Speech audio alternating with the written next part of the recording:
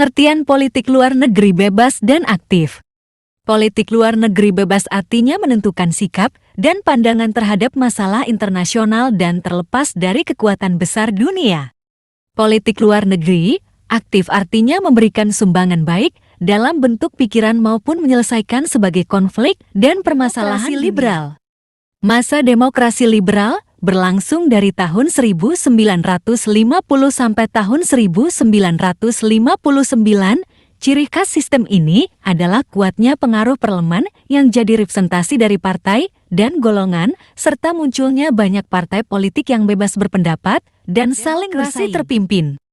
Demokrasi terpimpin di Indonesia berlangsung dari tahun 1959 sampai tahun 1965. Pelaksanaan politik luar negeri Indonesia yang diterapkan pada masa demokrasi terpimpin, adakah politik bebas aktif, bersifat revolusioner, dan radikal? Orde Baru di Indonesia berlangsung dari tahun 1966 sampai 1978.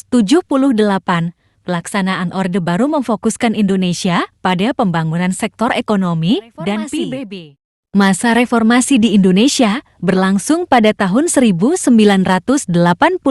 Sekarang, politik luar negeri Indonesia pada masa reformasi bertujuan mengatasi krisis di segala aspek kehidupan masyarakat Indonesia. Semangat demokrasi dan liberalisme sangat terlihat pasca reformasi. ASEAN. Kapan ASEAN didirikan? Pada tanggal 8 Agustus tahun 1967. Melalui penandatanganan Deklarasi Bangkok di Thailand. Latar belakang berdirinya ASEAN. ASEAN didirikan karena adanya keinginan kuat dari para pendiri untuk menciptakan kawasan Asia Tenggara yang damai, aman, stabil, sejahtera.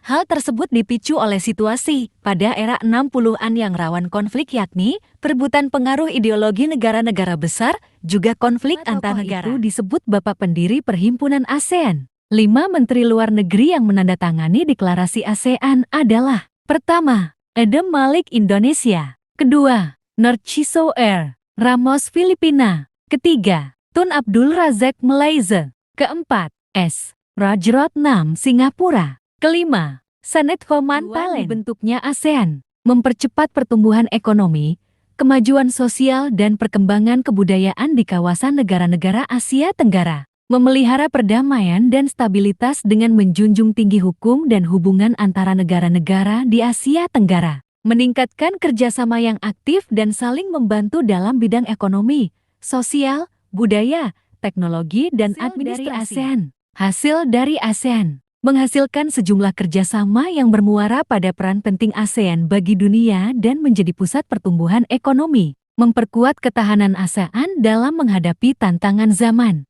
mendorong ASEAN sebagai pusat pertumbuhan ekonomi. Dalam KTT tersebut, Indonesia mengusulkan pembentukan komunitas ASEAN Community yang mencakup bidang ekonomi, sosial, budaya, serta keamanan.